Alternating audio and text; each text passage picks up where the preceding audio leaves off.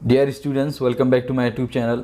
इस वीडियो में हम ब्रिज कोर्स के 20वें दिन की यानी आखिरी दिन की एक्टिविटी को समझेंगे और सॉल्व करेंगे।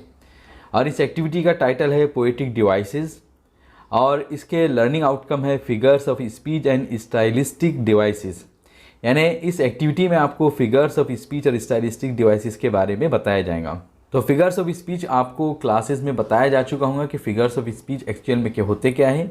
ये पोएटिक डिवाइसेस होते हैं, ऐसे डिवाइसेस होते हैं, ऐसे टूल्स होते हैं, एक ऐसे तरीका होता है या एक ऐसे अंदाज़ होते हैं कि जिसके ज़रिए हमारी पोइट्री में खूबसूरती आती है, हमारी पोइट्री और ज़्यादा अच्छी दिखती है। आज के लेसन की पहली एक्टिविटी है लर्निंग एक्टिविटी और इसमें कहा जा रहा है कि teacher distributes the paper of the poem, कि टीचर पोएम के पेपर को डिस्ट्रीब्यूट करेगा, क्लास में बांटेगा। Teacher ask student to read the poem in the proper rhythm, और टीचर स्टूडेंट से कहेगा कि वो इस पोएम को प्रॉपर रिदम में, सही रिदम में पढ़े। और आगे कहा जा रहा है कि teacher sings the poem in proper rhythm, और टीचर का ये काम होगा कि वो बच्चों के सामने इस पोएम को प्रॉपर रिदम में, सही रिदम में पढ़कर सुनाए। तो यहाँ हमें एक पोएम दी गई है जिसका टाइटल है where the mind is without fear, और इसके पोएट है रविंद्रनाथ टैगोर। और ये पोएम कुछ इस तरह है कि where the mind is without fear and the head is held high, कि जहाँ पर माइंड, हमारे जहन, हमारी सोच आज़ाद हो और जहाँ पर के सर फ़ख्र से ऊंचे रखे जाते हो। वेयर नॉलेज इज़ फ्री, जहाँ पर के नॉलेज फ्री हो, आज़ाद हो, यानी उस पर किसी भी तरह की कोई पाबंदी न लगी हो।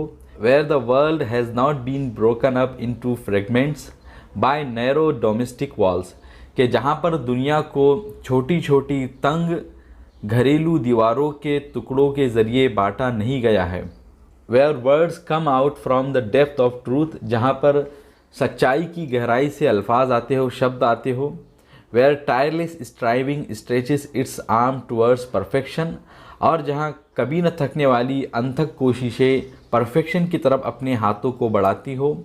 Where the clear stream of reason has not lost its way into dreary desert sand of dead habit, जहाँ सोच और तर्क का साफ धारा मुर्दा आदतों के सूने रेगिस्तान की रेत में अपना रास्ता नहीं खो चुका हो। Where the mind is led forward by thee, और जहाँ पर जहन को, सोच को तेरे ज़रिए मार्गदर्शन दिया जाता हो। Into ever widening thought and action, ऐसे एक्शन और ऐसी थॉट की तरफ, ऐसी सोच की तरफ जो हमेशा फैलते रहने वाली है। Into that heaven of freedom my father let my country awake, आज़ादी की उसी जन्नत में मेरे खुदा, मेरे भगवान, मेरे ईश्वर, मेरी कंट्री को जगाना, मेरे मुल्क को जगाना। तो इस पोएम में आप देख रहे हैं कि लास्ट में हमको बताया गया है कि पोएट एक्चुअली में क्या चाह रहा क्या है। लास्ट जो लाइन है तो वो हमको एक्चुअल में बता रही, बाकी की पूरी जो पोएम है तो बस बता रही कि अगर ऐसा हो, जहाँ पर ऐसा होता हो, जहाँ पर ऐसा होता हो।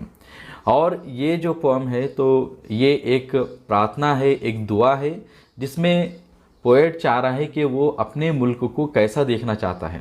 और इस एक्टिविटी का जो एक्चुअल फोकस है तो वो फिगर्स ऑफ स्पीच पर है। तो इसीलिए हम देखेंगे कि इस पोएम में कौन से फिगर्स ऑफ स्पीच का यूज़ किया गया है।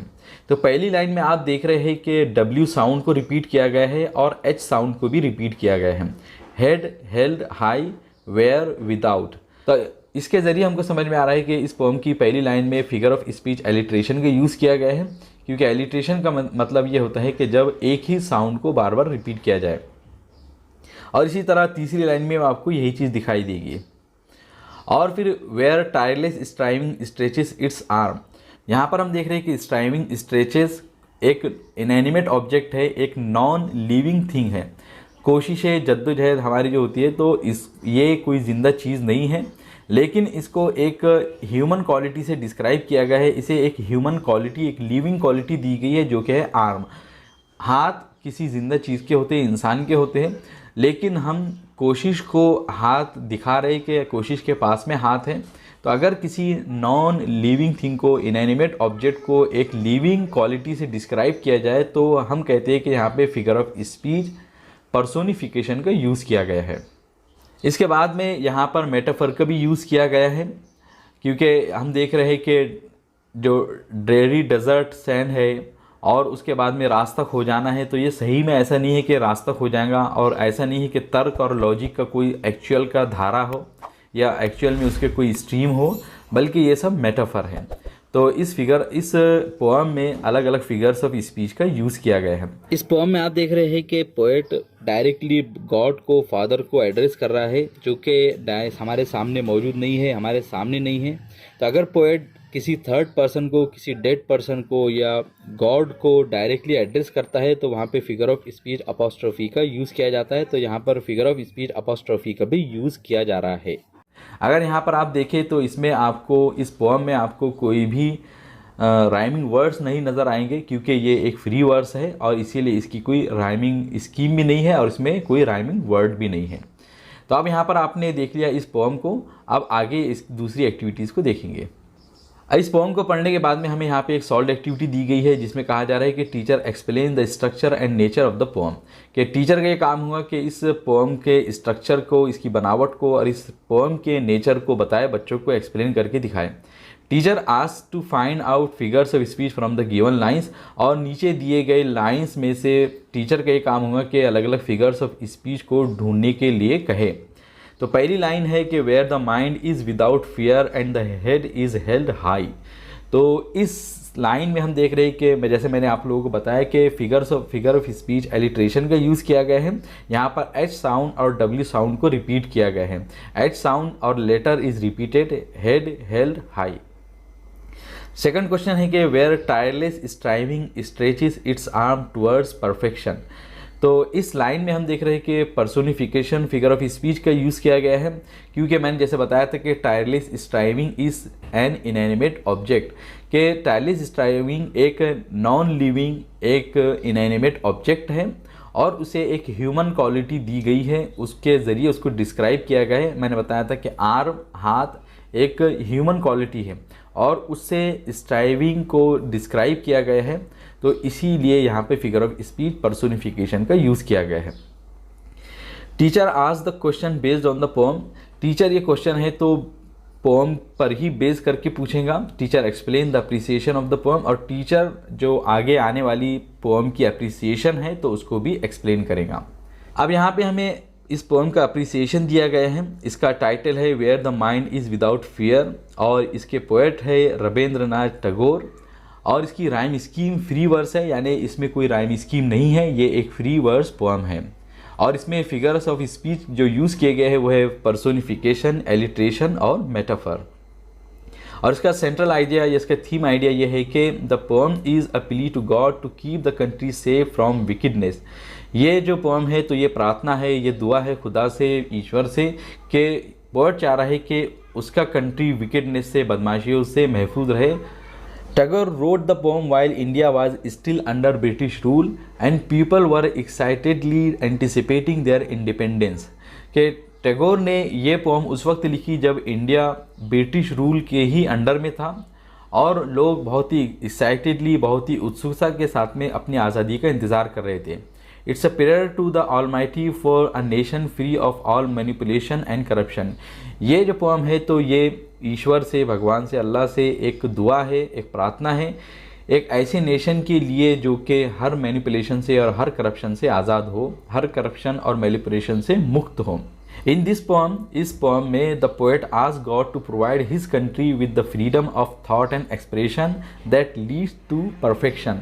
इस पोएम में जो पोएट है तो वो खुदा से, भगवान से, ईश्वर से अपनी कंट्री को freedom of thought and expression देने की दुआ कर रहा है, यानी खुदा से दुआ कर रहा है कि वो अपने मुल्क को, उसके मुल्क को सोचने की, अपनी बातें बताने की, एक्सप्रेशन की आज़ादी दे, जो कि परफेक्शन को तरफ ले जाती है, परफेक्शन की मार्गदर्शन करती है। Free from the shackles of superstition and the bonds of social ills. और वो चाहता है कि उसका जो मुल्क है, उसका जो कंट्री है तो वो अंधविश्वास की बेड़ियों से आज़ाद हो और जितने भी समाजी बुराइयां हैं तो उसके बंधनों से भी उसका मुल्क आज़ाद हो।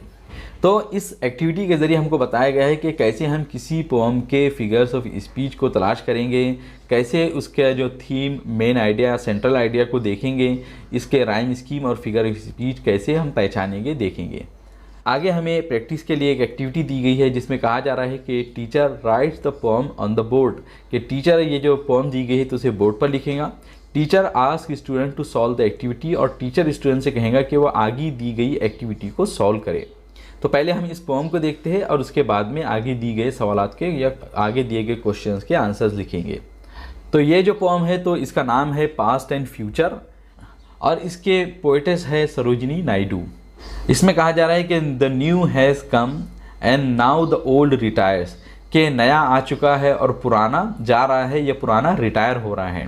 And so the past becomes a mountain cell, और इसीलिए जो पास्ट है तो वो एक माउंटेन सेल बन गया है।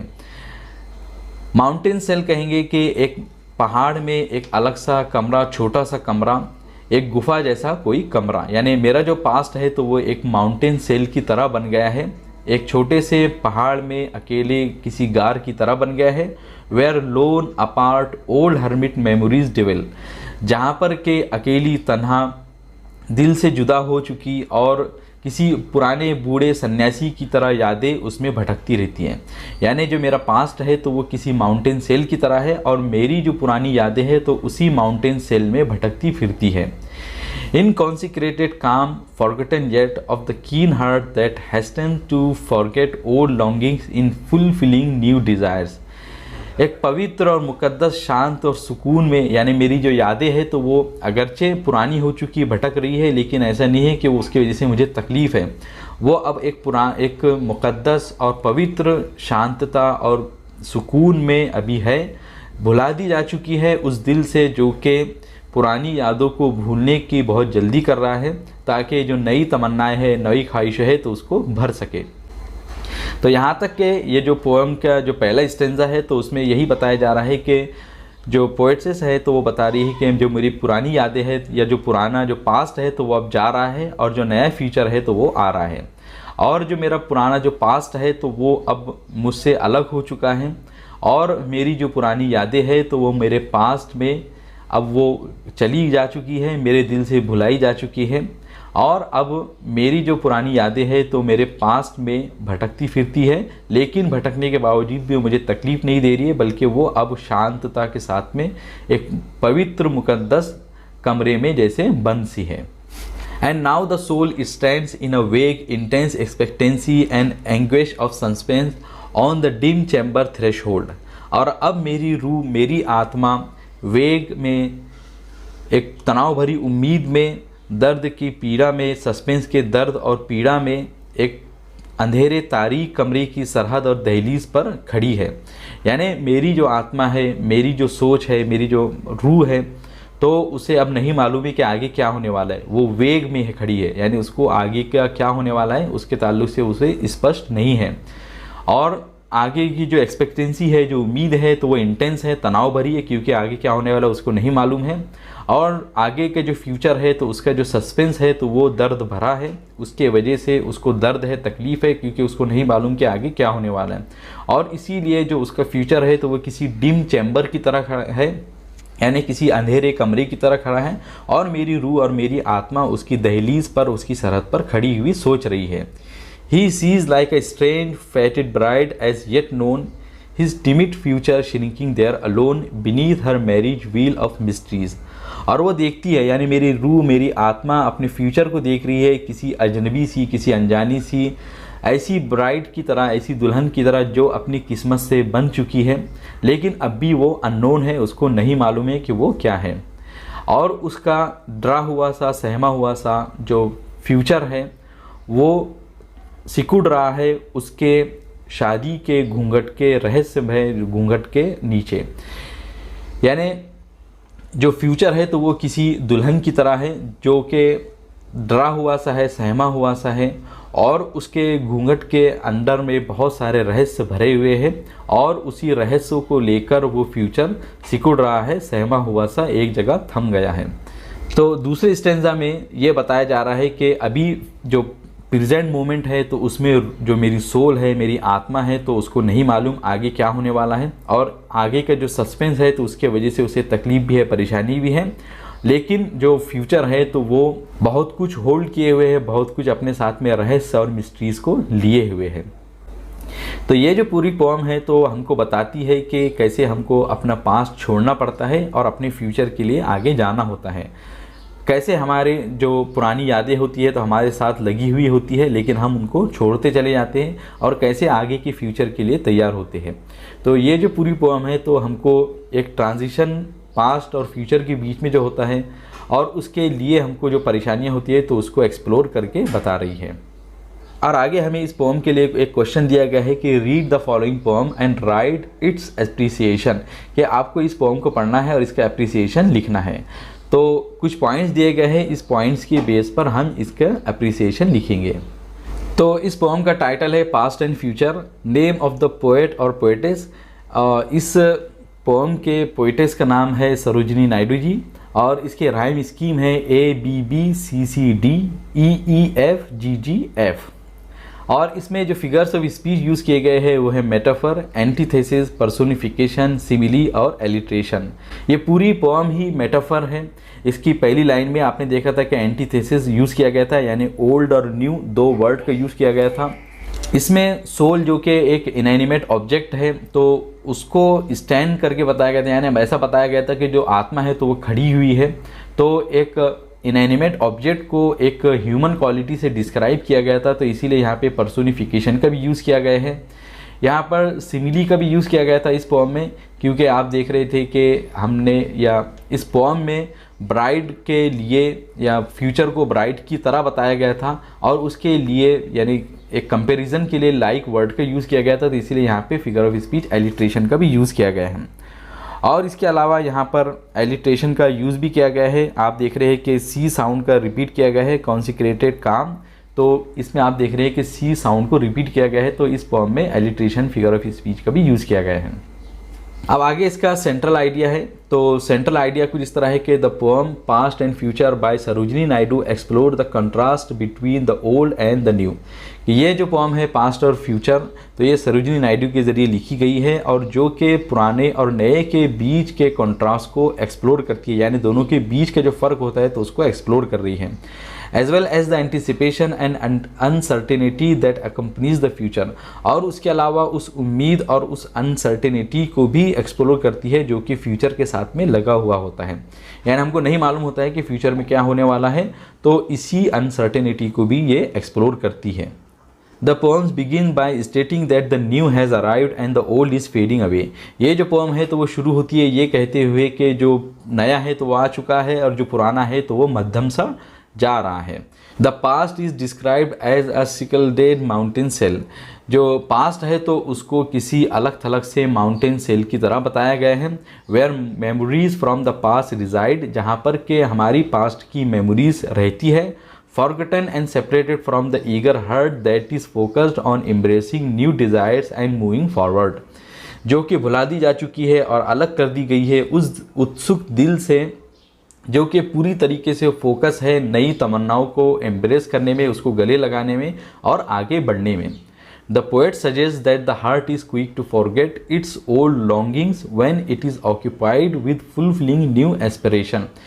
पोएट इस बात को सजेस्ट कर रही है कि जो दिल है तो वो पुरानी यादों को भुलाने के लिए बहुत जल्दी करता है, जबकि उसे नई तमन्नाओं को अपने आप को भरना होता है। In the second stanza the poem shifts to describe the present moment, जबकि सेकेंड स्टेंजा में जो पोएम है तो वो प्रेजेंट मोमेंट को डिस्क्राइब करने की तरफ आगे बढ़ती है। The soul stands at the threshold of a dim chamber filled with a mix of intense anticipation and anguish. जो सोल है तो वो एक अंधेरे से कमरे के दहलीज पर खड़ी हुई है, और वो इंटेंस एंटिसिपेशन यानी तनाव भरी उम्मीद और दर्द के मिक्स से भरी हुई है। The soul sees the future as a mysterious and unfamiliar bride, symbolizing the unknown that lies ahead। जो सोल है, जो आत्मा है, तो वो फ्यूचर को किसी अनफेमिलियर, अनजानी सी और रहस्य भरी दुल्हन की तरह देखता है, ये सिम्बलाइज करते हुए कि उन तमाम अननोन को, यानी फ्यूचर के साथ में जो अननोन जितनी चीज़ें हैं जो हमको नहीं मालूम है तो उसको सिम्बलाइज करते हुए जो आगे आने वाले हैं। The future is timid and seems to shrink away. जो फ्यूचर है तो वो डरा हुआ, सहमा हुआ सा है, और ऐसा लग रहा है कि वो सिकुड़ रहा है। As if certain of what its hold, उस अनसर्टेन की वजह से जो कि उसके पास में है। The poet portrays the future as veiled in mysteries waiting to be discovered. और जो पोएट है तो उन्होंने फ्यूचर को ऐसा बताया है जैसे कि वो रहस्य भरे नकाब में है और वो इंतज़ार कर रही कि उसे उसके नकाब को हटाया जाए। Overall the theme of the poem revolves around the transition from the past to the future. Overall अगर देखें तो इस पूरे पोम का जो थीम है तो वो पास्ट से फ्यूचर के बीच में होने वाले ट्रांजिशन के ऊपर ही या उसके आसपास ही घूमता है। It explores the tension between letting go of the past and embarrassing the unknown future.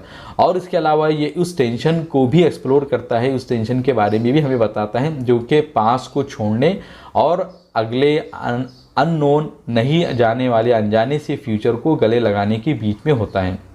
तो इस एक्टिविटी के ज़रिए भी हमें बताया गया है कि कैसे हमें कौन सी पोम को देखना है, कैसे पोम के राइमिंग स्कीम, उसके राइमिंग वर्ड्स, उसमें यूज़ की गई फिगर्स ऑफ स्पीच को हमें देखना है, तलाश करना होता है। अब इस लेसन की जो लास्ट एक्टिविटी है वो है एक्सटेंशन एक्टिविटी और पैरेलल एक्टिविटी। इसमें कहा जा रहा है कि कलेक्ट 2 और 3 English poems from any text book and read them. कि आप किसी भी टेक्स्ट बुक के 2 या 3 इंग्लिश पोम को आपको कलेक्ट करना है एंड उसे पढ़ना है। तो पढ़ने का काम आप खुद से करेंगे। इस एक्टिविटी में आपको यानी यहाँ पर मैं वीडियो के अंदर पढ़कर नहीं बता सकता क्योंकि टाइम बहुत ज़्यादा हो जाता है। तो पढ़ने का काम आप खुद से कीजिए। Find rhyming words, rhyme scheme, figures of speech.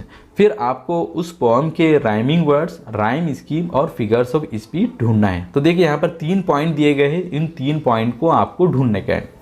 पहला है राइमिंग वर्ड्स, दूसरा है राइम स्कीम और तीसरा पॉइंट है फिगर्स ऑफ स्पीच। तो हमने यहाँ पर 3 अपने टेक्स्ट बुक की ही पोम कलेक्ट की है, अपने टेक्स्ट बुक यानी 10th स्टैंडर्ड की ही 3 पोम को कलेक्ट किया है और उसी के हम इन पॉइंट्स को देखेंगे, समझेंगे। तो पहली जो पोम है वो है अ टीनेजर्स प्रेयर और इसके राइमिंग वर्ड्स है मेक, टेक, सक्सेस, डिस्ट्रेस, सी, मी, वे, डे, सी, मी। और इसके राइम स्कीम है ABCB और इसमें जो फिगर्स ऑफ स्पीच यूज़ किए गए हैं वो है मेटाफर, इन्वर्जन, अपॉस्ट्रोफी और एलिट्रेशन। अपॉस्ट्रोफी एक ऐसे फिगर ऑफ स्पीच होती है कि जिसमें हम किसी डेड पर्सन को, किसी थर्ड पर्सन को, गॉड को जब डायरेक्टली उसको हम एड्रेस करने लगते हैं तो फिगर ऑफ स्पीच अपॉस्ट्रोफी का यूज़ किया जाता है। दूसरी जो पोम है वो है बास्केट फुल ऑफ मूनलाइट और इसके राइमिंग वर्ड्स और राइम स्कीम इसमें नहीं है क्योंकि the poem does not have a rhyme scheme as it is written in free words. इस पोम में कोई राइम वर्ड और राइमिंग स्कीम नहीं है क्योंकि ये एक फ्री वर्ड्स पोम है। और इसमें जो फिगर ऑफ स्पीच यूज़ किए गए हैं वो है alliteration, antithesis, apostrophe, consonance, hyperbole, repetition and tautology.